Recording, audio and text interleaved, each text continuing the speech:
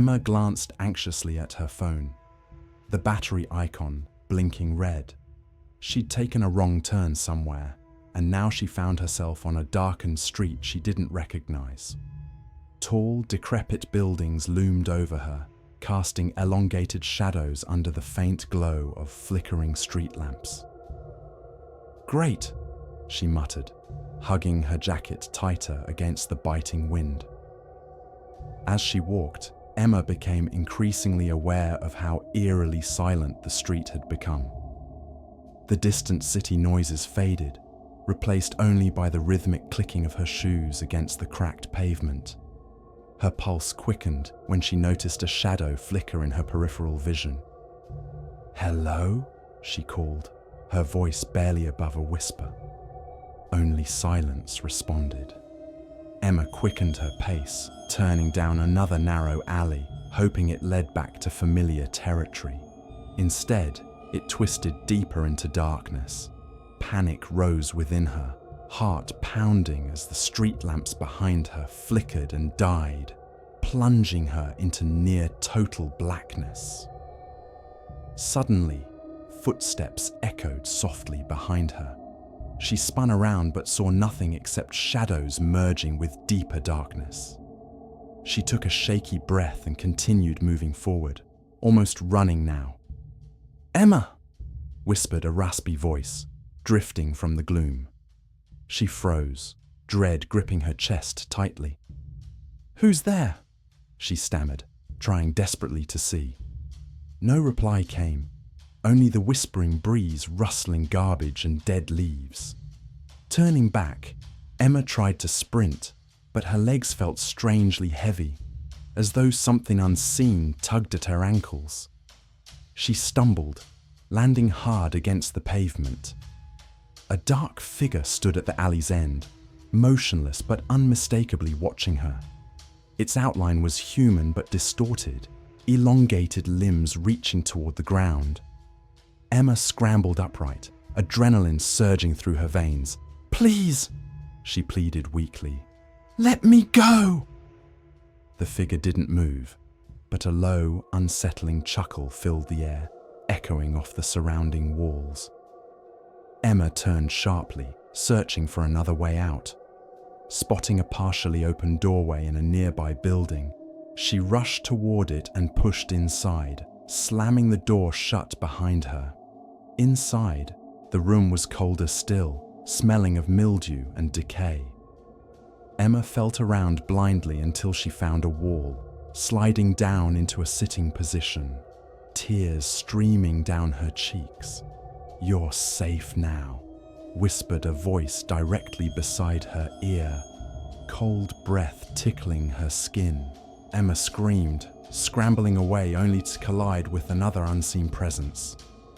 Hands, icy, invisible, grabbed her wrists, pulling her deeper into the darkness. Her screams faded into sobs, then silence, as the shadows swallowed her whole. She woke up suddenly, disoriented, lying on the cold, damp floor.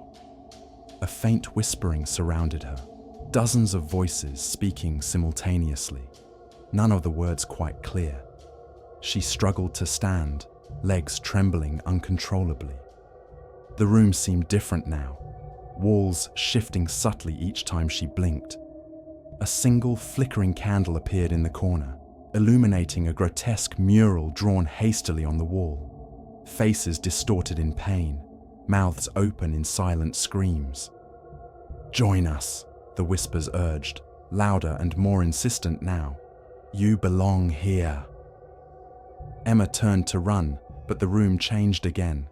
Doorways appeared and disappeared, the floor tilted beneath her feet, making her stumble and fall. Each time she rose, invisible hands pushed and pulled her, guiding her relentlessly deeper into a maze of corridors that defied logic. She stumbled into a large, dimly lit chamber. Strange symbols were etched into the floor, illuminated by an unnatural light. Hooded figures stood silently around the edges, chanting softly in an unknown language. They turned slowly toward Emma, their faces hidden in shadow. "We've waited so long," one figure hissed, stepping forward. "Now you're finally here." Emma backed away, but hands grabbed her from behind, forcing her to kneel in the circle's center. The chanting intensified, echoing off the walls, drowning out her terrified screams. Suddenly, the chanting ceased. Silence returned, oppressive and thick. Slowly, the hooded figures stepped back, disappearing into the shadows, leaving Emma alone. As she tried to catch her breath, a deep growl emanated from the darkness ahead. Two glowing eyes emerged, followed by a monstrous form, towering, emaciated, and terrifyingly inhuman. "You will stay forever," the creature snarled, extending clawed hands toward her. Emma's final, desperate scream echoed through the chamber, then faded into a haunting silence. The next morning, the street returned to normal, empty, forgotten, and waiting patiently for its next victim.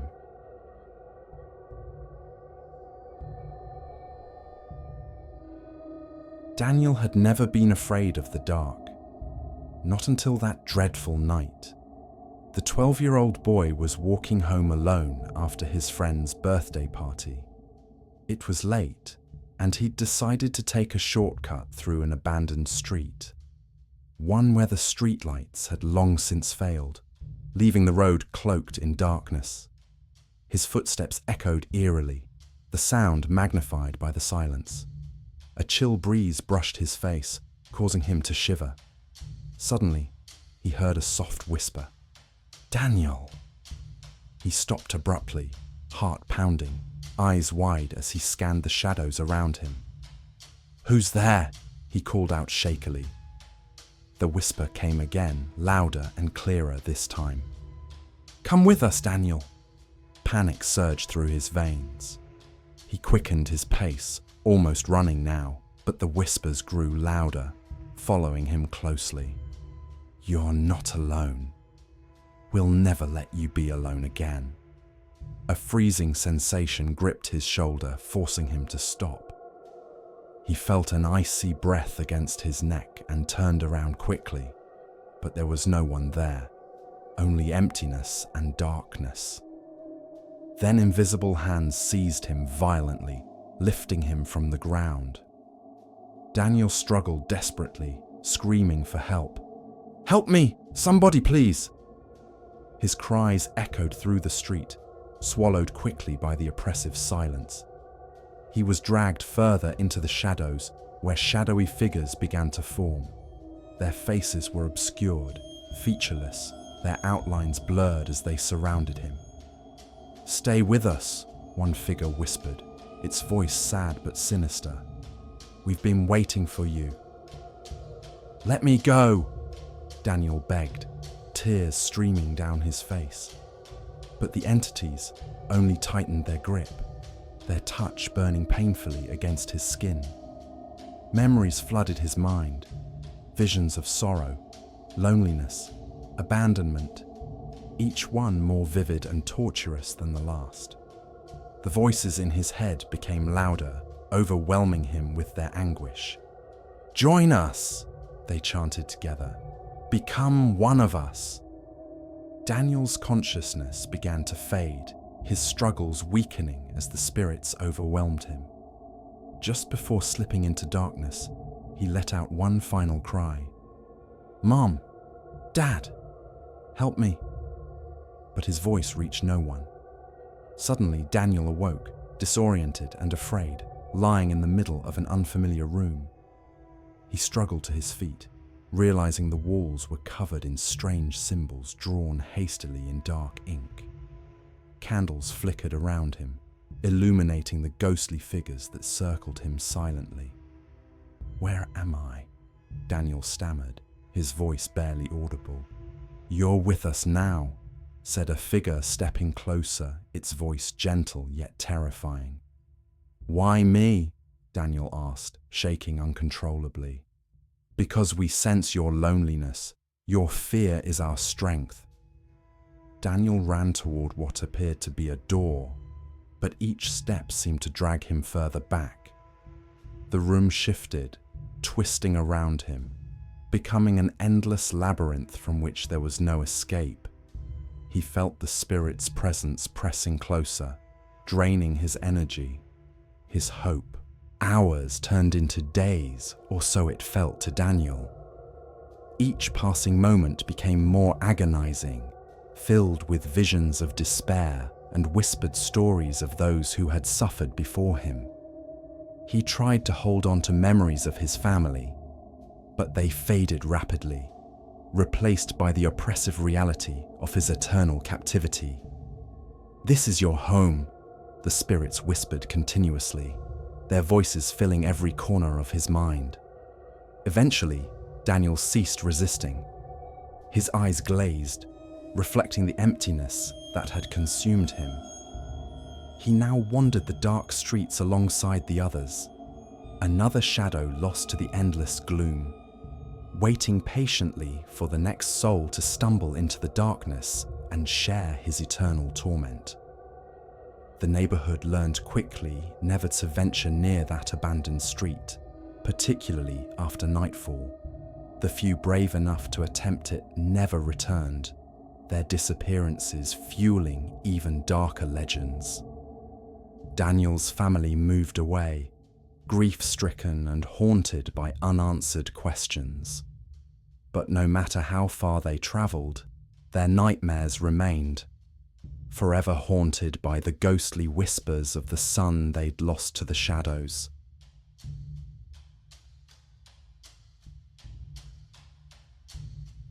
The night was suffocatingly silent when Detective Alan Brooks received the call. A body had been found in Hollow Street, a narrow, decrepit alley known for its long abandoned buildings and broken streetlights. Locals avoided it, whispering tales of disappearances and ghostly shadows. Tonight, it lived up to its reputation. Alan arrived at the scene, the air thick with dread. The alley was dimly lit by a single flickering lamp, revealing the pale, bloodied body of a young woman sprawled on the cracked pavement. Her lifeless eyes stared up at the night sky, mouth frozen mid-scream. Dried blood formed eerie patterns along the walls, as if the alley itself had tried to consume her. "No ID, no phone," Officer Lewis said grimly. "Witnesses heard nothing. It's like she appeared here and died." Alan knelt beside the body, studying the strange symbols scrawled in blood around her.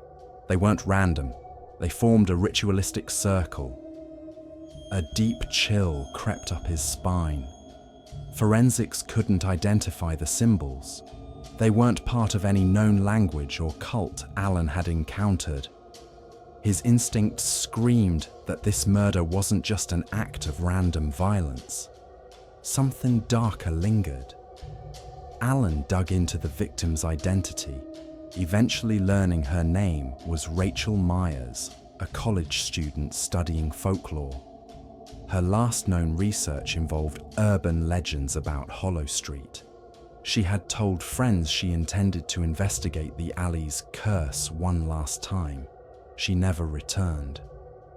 For days, Alan pored over old records, uncovering a chilling pattern. The alley had always drawn death. Reports dated back to the 1800s. People found mutilated or vanished without a trace. Locals spoke of a figure, the Hollow Man, a cursed soul forever bound to the alley, feeding on fear and blood. That night, unable to sleep, Alan revisited the crime scene. The alley felt alive. Shadows shifted unnaturally. The walls seemed to breathe. Then came the whispers, soft at first, then clearer. "Get out!" Alan spun around, gun drawn, but saw nothing. The air turned icy cold, his breath fogging in front of him. Suddenly, he glimpsed a figure at the alley's far end. A tall, gaunt man with hollow eyes and a wide, unnatural grin. Before Alan could react, the figure vanished. Digging deeper into Hollow Street's history, Alan uncovered chilling reports spanning over a century. Dozens of people murdered or vanished, every 20 years like clockwork. Each crime scene bore the same blood symbols. Determined, Alan sought help from an expert in occult studies. Professor Grace Mallory examined photos of the symbols, her face draining of color. "This is a summoning circle," she whispered, "but incomplete, twisted. Someone or something is trying to pull a spirit, or worse, into our world." Alan's mind raced. "You mean Rachel wasn't the first or the last?" Grace nodded grimly. "It feeds on blood, terror. Every cycle grows stronger." Alan and Grace worked through the night, studying the ritual's origins. Grace revealed a chilling theory. The alley itself was cursed ground, a thin spot between worlds. The ritual was never about summoning a spirit, but about keeping something imprisoned. "If the ritual completes," she warned, "it breaks the seal." Desperate to stop it, Alan devised a plan. He would return to the alley on the exact night the cycle began, a blood moon rising. Armed with the professor's knowledge, he prepared to face whatever haunted Hollow Street. That night, Alan stood alone in the alley, heart pounding as the sky turned crimson. Whispers grew louder, filling his head. Suddenly, Rachel appeared, pale, ghostly, her mouth moving silently. "You can't stop it," a voice boomed around him. "You belong to the alley now." From the shadows, the gaunt man emerged, his grin widening impossibly. Alan fired his weapon, but the bullets vanished into thin air. Dark tendrils rose from the ground, wrapping around Alan's limbs, dragging him toward the bloody circle. "You must finish the ritual," the voice commanded. Alan fought with every ounce of strength, remembering Grace's final words. "Destroy the circle. Break the pattern." With a final act of defiance, Alan reached for the symbols, clawing at the blood-painted ground. The alley screamed, walls cracking, shadows convulsing. The sky darkened as the blood moon pulsed. But the curse was old, strong. The ground split beneath Alan, swallowing him whole. His final scream echoed as the darkness consumed him. The next morning, Hollow Street was empty. Alan Brooks was never found. Only his badge and torn notebook remained, lying at the center of a fresh, blood-stained circle. Grace stood at the alley's edge, tears streaming down her face. She felt the ground tremble and heard Alan's faint voice carried on the wind, warning any who might come after. Locals say if you walk down Hollow Street during the blood moon, you can still hear Alan's screams and Rachel's ghostly figure forever trapped, waiting for the next victim. The cycle, though wounded, was not broken, and the alley waits.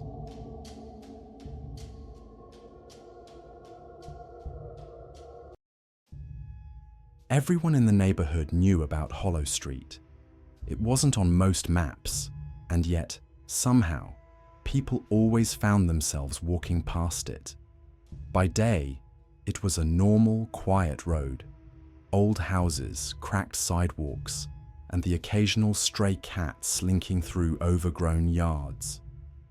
Children rode their bikes, people trimmed their hedges, and the world seemed perfectly ordinary. Except for the streetlight at the very end. The old rusted lamppost was taller than the others, its bulb encased in grime and dust. Yet no matter the time of day or night, that pale, sickly yellow light was always on. Even in the brightest afternoon, the streetlight glowed faintly, almost like it was daring people to notice it. Rumors grew over the years. Some said the city had tried to fix it multiple times, but no worker ever stayed long enough to finish the job. Others claimed they heard whispers if they stood too close. One story told of a man who'd vanished after touching the pole. Another about a woman who'd stared at the light too long and was found days later wandering the streets, muttering about eyes watching her from inside the lamp. Liam, of course, thought it was all bullshit. Tall, cocky, and always ready to prove a point, Liam lived 2 blocks over from Hollow Street. He'd heard the stories growing up, but dismissed them as the usual suburban ghost tales meant to scare kids. He'd walked by the streetlight dozens of times, mostly during the day, and it was just a light, nothing more. Until that night. It was supposed to be a simple Friday night get-together. Drinks, music, friends. One of them brought up Hollow Street, half drunk, laughing about the old stories. "Bet none of you have the guts to touch it," Chris sneered, grinning as he leaned back in his chair. Liam smirked. "You're all scared of a busted light bulb. Jesus, grow up. Prove it then. Go touch it." The group roared, pushing him, egging him on. Fueled by alcohol and pride, Liam grabbed his jacket. "Fine. Watch me." The night was colder than he expected. The streets were empty, save for the sound of his shoes crunching over fallen leaves. His breath misted in the air as he made his way to Hollow Street, the glow of the streetlight visible long before he reached it. As he stepped onto Hollow Street, the world seemed to grow quieter. The usual background hum of city life dimmed, leaving only the sound of his heartbeat thudding in his ears. The streetlight loomed ahead, its pale yellow glow staining the cracked pavement. Liam chuckled nervously, feeling the eyes of his friends behind him. He raised a hand and slapped the metal pole. "See? Nothing." For a moment, silence. Then, a whisper. Software, barely audible. "Why did you wake me?" Liam spun around. No one was there. "Chris," he called, but his voice sounded thin, distant. The world shifted. The houses along the street darkened. Windows turned to black voids. The trees lost their leaves in an instant, branches skeletal against the night sky. Liam's heart pounded.